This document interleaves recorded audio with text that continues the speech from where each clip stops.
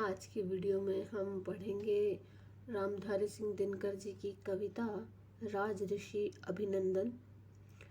ये कविता उनके काव्य संग्रह मृति तिलक से ली गई है और इस कविता को उन्होंने स्वर्गीय राज ऋषि पुरुषोत्तम दास टंडन जी को समर्पित किया है, जो कि हिंदी साहित्य सम्मेलन के संस्थापक भी रहे हैं और एक राजनेता भी थे। तो ये कविता उन्हीं को समर्पित है। जनहित निज सर्वस्व दान कर तुम तो अशेष, क्या देकर प्रतिदान चुकाए ऋषे तुम्हारा देश। राजदंड कयूर छत्र चामर किरीट सम्मान, तोड़ न पाए यति ध्येय से बंधा तुम्हारा ध्यान। तो यहाँ पर दिनकर जी कह रहे हैं कि हे ऋषि, आपने तो जनहित के लिए अपना सब कुछ दान कर दिया है, अर्थात अपना सर्वस्व त्याग कर दिया है। किसमें? देश के और लोगों के हित में। तुम तो अशेष, और तुम अब क्या हो गए हो? अमर हो गए हो। क्या देकर प्रतिदान चुकाए ऋषे तुम्हारा देश। और आपका त्याग इतना महान है कि हमारे पास कुछ भी नहीं है जिसे देकर हम आपके इस त्याग रूपी ऋण को चुका सके। किसी का भी त्याग हो, है ना, उसको आप चुका नहीं सकते हो।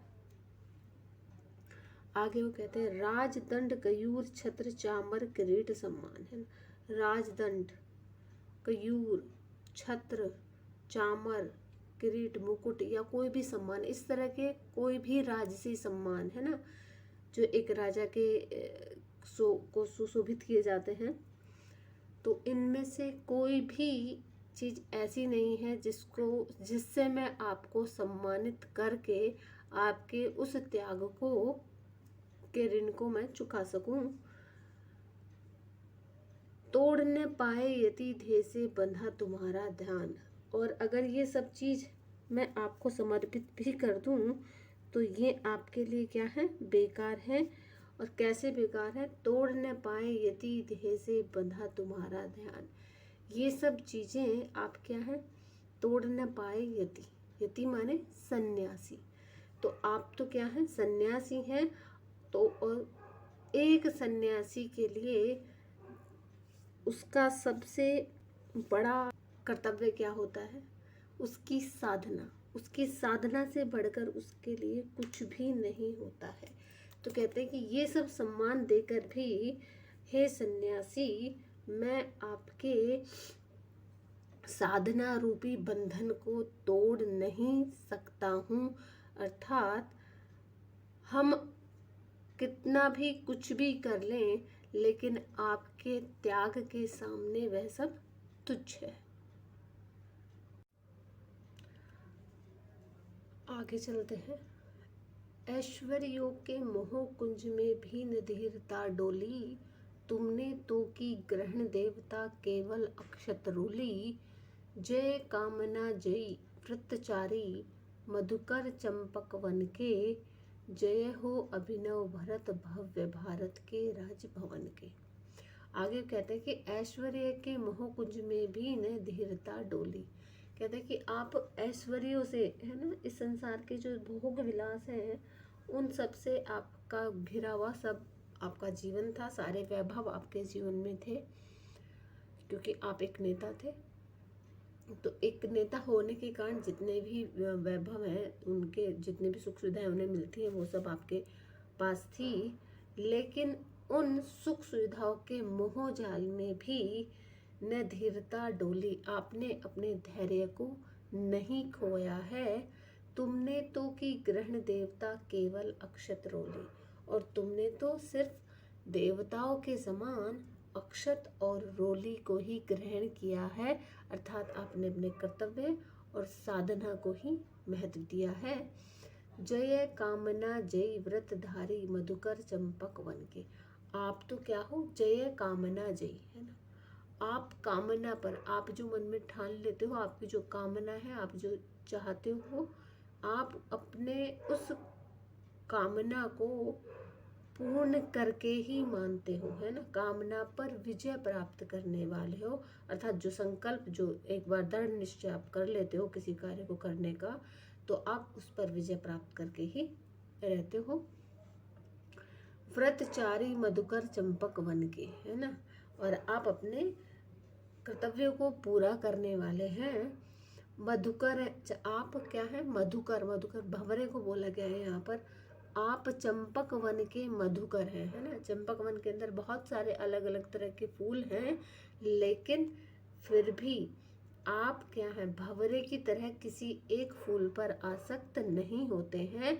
आप पूरे ही चंपक वन में, जिस प्रकार भंवरा जो है हर फूल पर, एक फूल से दूसरे फूल पर, दूसरे फूल से तीसरे फूल पर इधर उधर मंडराता रहता है, किसी एक फूल पर वो नहीं रुकता है, वैसे ही आप भी इस संसार में जहाँ जहाँ आपको लगता है कि मेरी आवश्यकता है, वहाँ अपने कर्तव्य को पूरा करने के लिए आप पहुँच जाते हैं। इस संसार की मोह माया आपको कहीं भी एक जगह स्थिर नहीं कर पाती है। जय हो अभिनव भारत भव्य भरत के राजभवन के। और आप तो क्या है, इस भारतवर्ष के राजभवन के भरत हैं।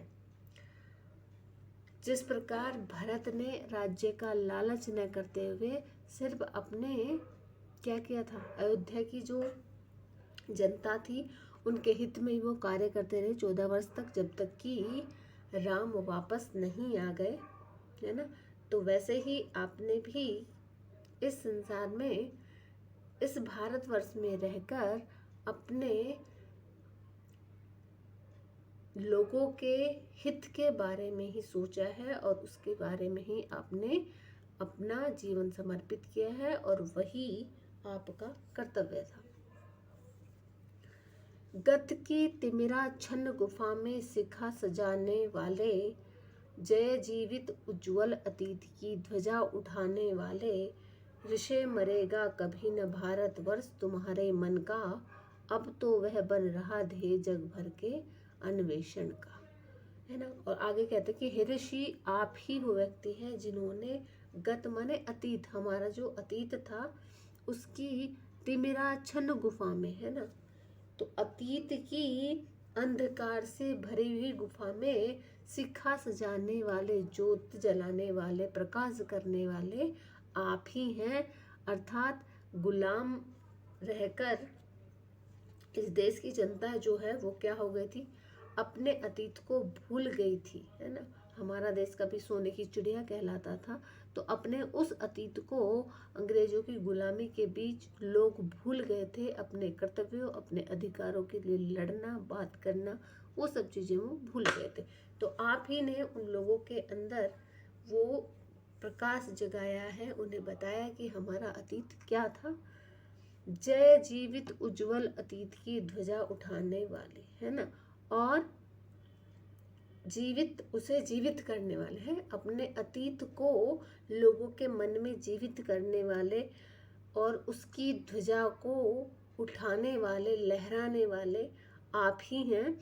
ऋषि मरेगा कभी न भारतवर्ष तुम्हारे मन का। और हे ऋषि, हम आपके मन में, आपने जैसे भारतवर्ष की कल्पना की थी वैसा भारतवर्ष हमेशा रहेगा। आपके मन में जो भारतवर्ष था, जिसकी आपने कल्पना की थी, हम उसको कभी अब मरने नहीं देंगे, क्योंकि अब इस देश की जनता जाग गई है।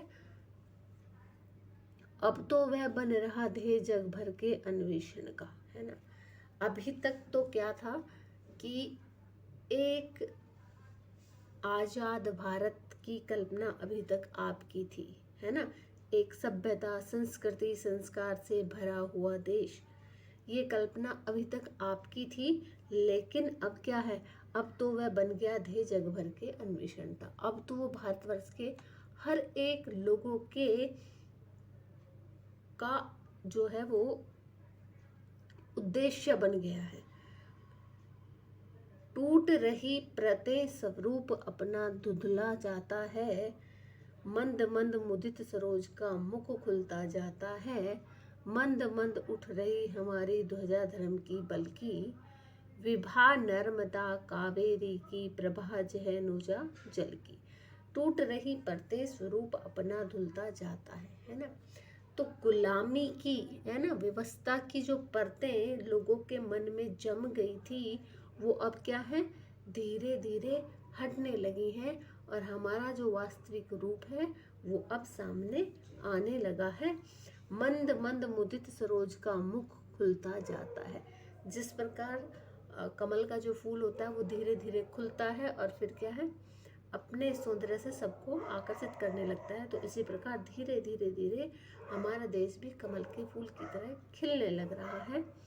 मंद मंद उठ रही हमारी ध्वजा धर्म की बल्कि, है ना, और धीरे धीरे हम जो है अपने धर्म और संस्कृति के बारे में जानने लगे हैं और लोग उस पर अमल भी करने लगे हैं। विभा नर्मदा कावेरी की प्रभा जह अनुजा जल की। और विभा नर्मदा कावेरी आदि जो नदियां हैं वो हमारी प्रेरणा स्रोत बन गई हैं, क्योंकि वो निरंतर बहती रहती हैं और उनका जल जो है वो क्या है, हमारे इस देश को धन धान्य से पूर्ण बना रहा है। क्षमा शांति करुणा ममता ये सब आकार धरेंगे, समन किसी दिन हला हल्का जग में हम ही करेंगे, है ना।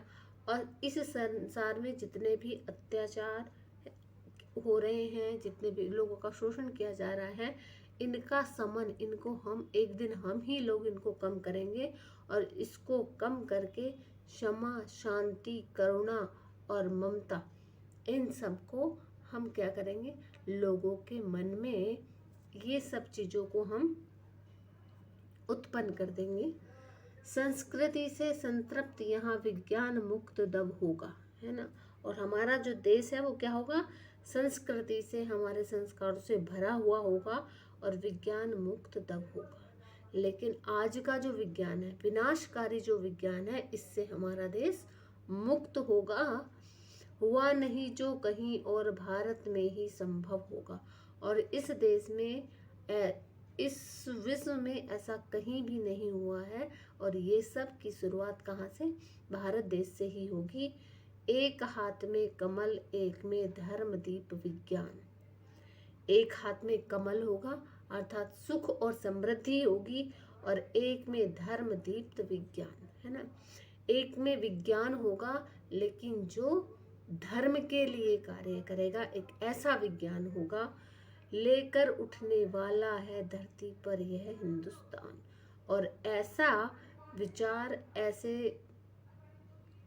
भावना के साथ एक नए हिंदुस्तान का निर्माण होने वाला है।